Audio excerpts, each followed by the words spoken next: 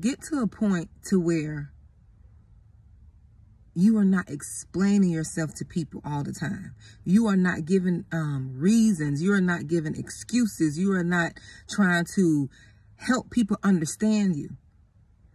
What I've learned, and I learned a lot of this in my teen years, because in my teen years, I went through so much that people in their 30s have not experienced. And I'm not proud about that, but I thank God that I've experienced it, because now late in my, in my 40s, I have experience to pull from.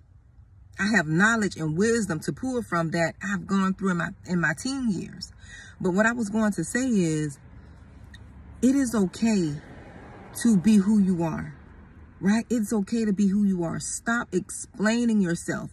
When I noticed that I wanted people to understand me, or I tried to get people to understand me, or I tried to clear my name from, lies that people had told.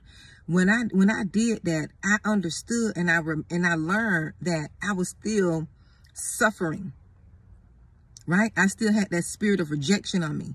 So when God healed me from that spirit of rejection, he gave me a boldness, and he's going to give you this boldness where you don't care what people say, where you don't care what they do.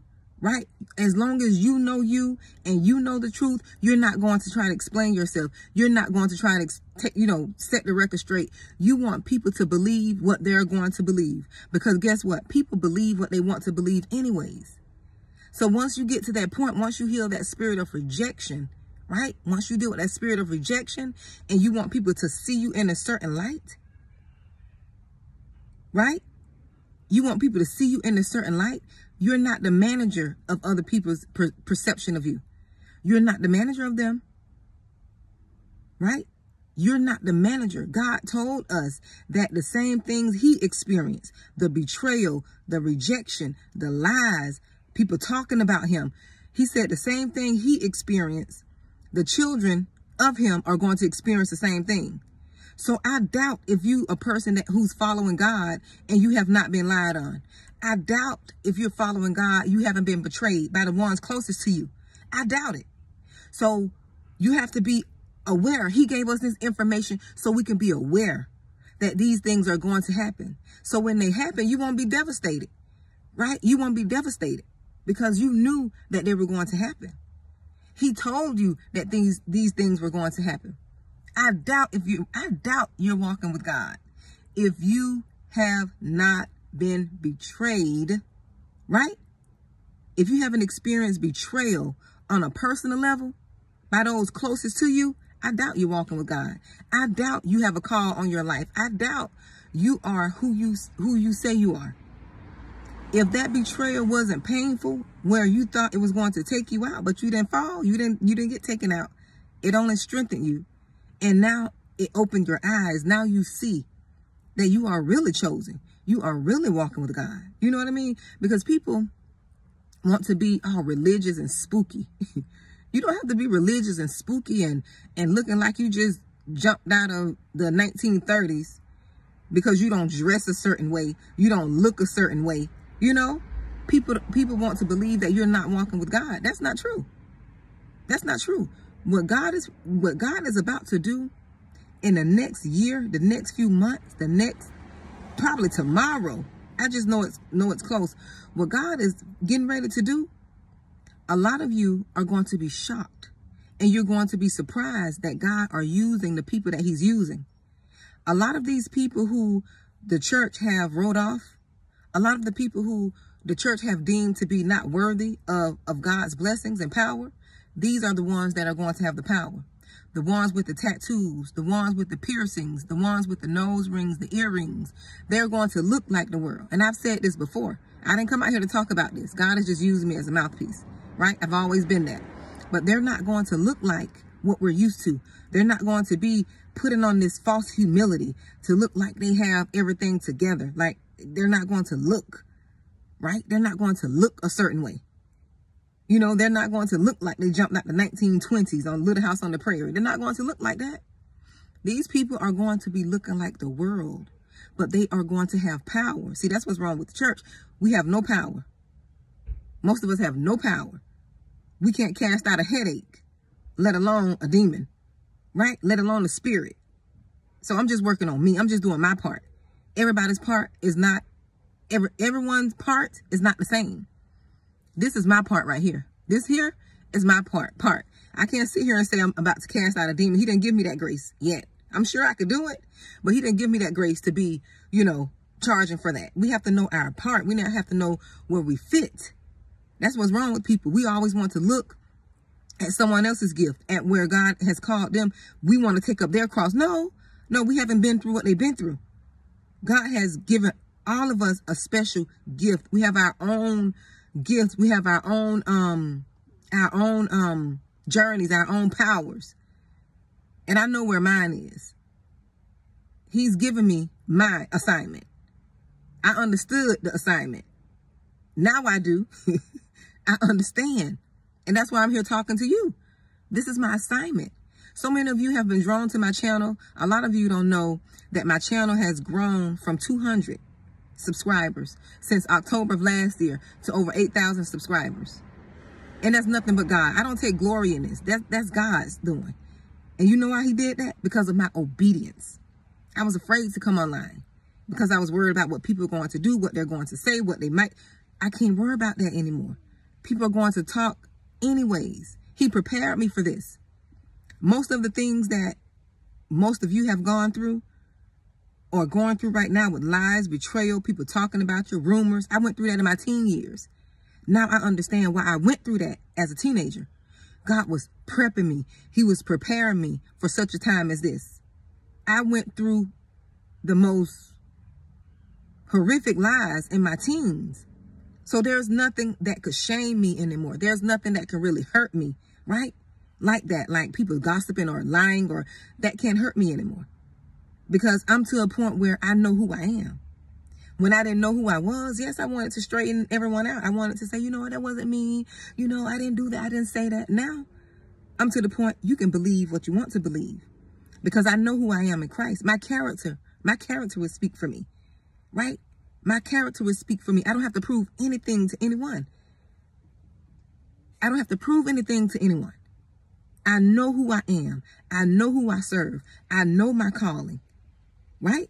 So the lies, they're going to come. The betrayal, it already happened. People been, you know what? Some of the closest people, the closest, when I tell you the closest, blood family sat around and talked about me like a dog. Most of my family wrote me off. And I'm just sharing this with you because some of your family has written you off. Most of my family talked about me because my mom was a drug addict. My mom was a drug addict, but now I understand why she was like that. God had revealed to me why my mom was that way, right? And it's my job now to break that generational curse. It's my job now to save the bloodline. That's my job. I understand. He revealed to me why my mom went through what she went through. I can't tell you on here. But my mom went through that, and I understand why she went through that. It was given to me why my mom experienced that. Right? I understand.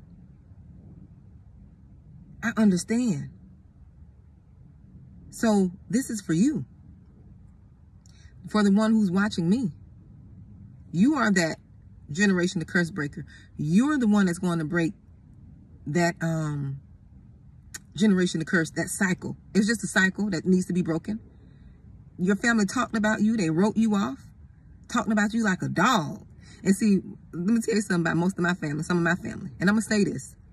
And this is not all of them. So if this doesn't apply to you, if my family watched this, if this doesn't apply to you, go on about your business. It doesn't apply to you. I'm not calling you out. I'm just speaking the truth. But let me tell you something about most of my family.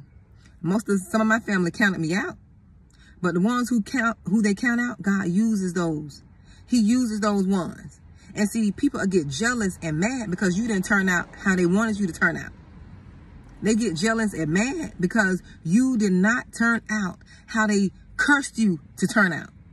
They spoke ill over you, right? But God raised you up, right? He transformed you, right? He transformed you. That's God's doing.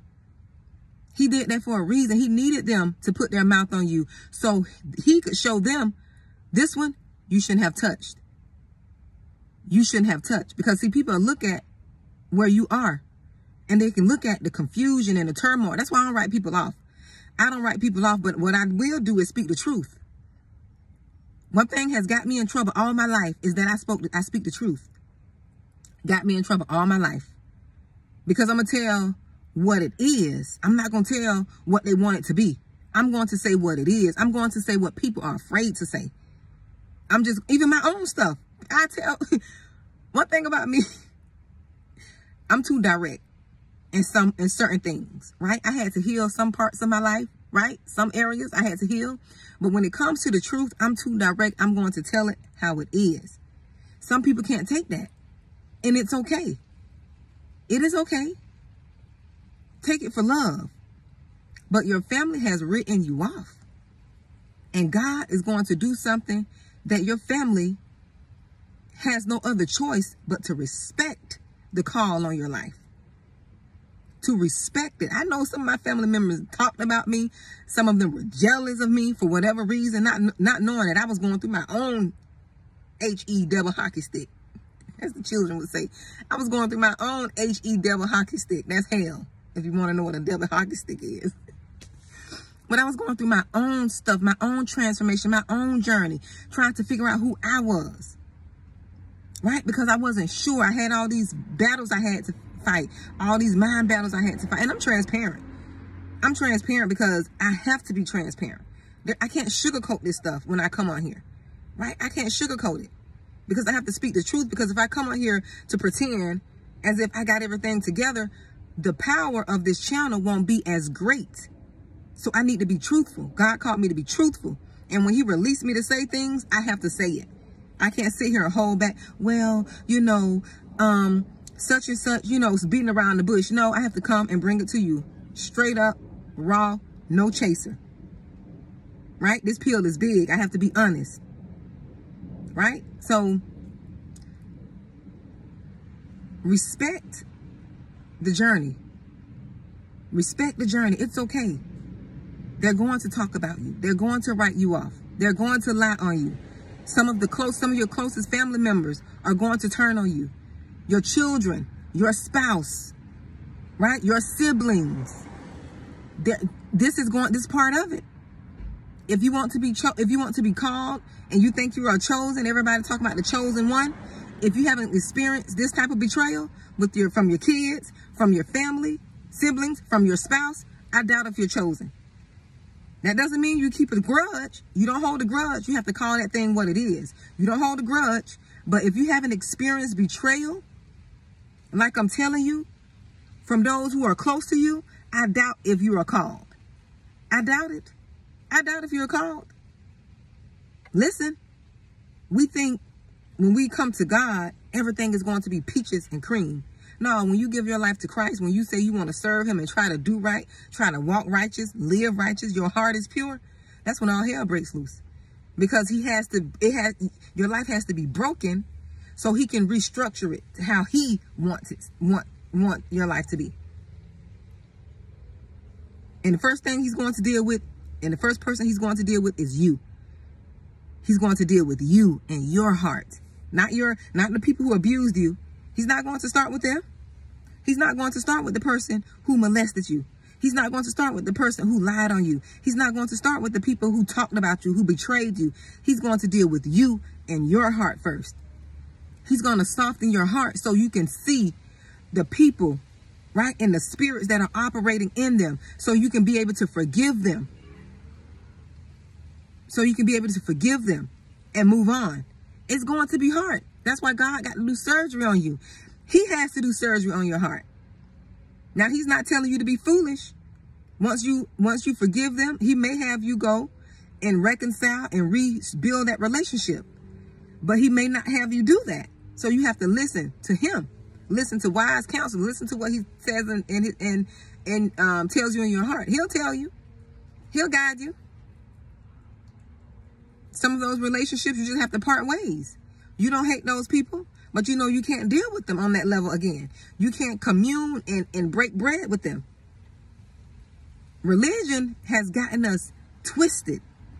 Religion has gotten us twisted and confused. That's why most people are depressed. That's why most people are battling mental illnesses, because we've been taught that the people you forgive, you got to be back in good graces with them, as far as you got to let them back into your life. You got to let them back into your home. No, most of those people are wicked.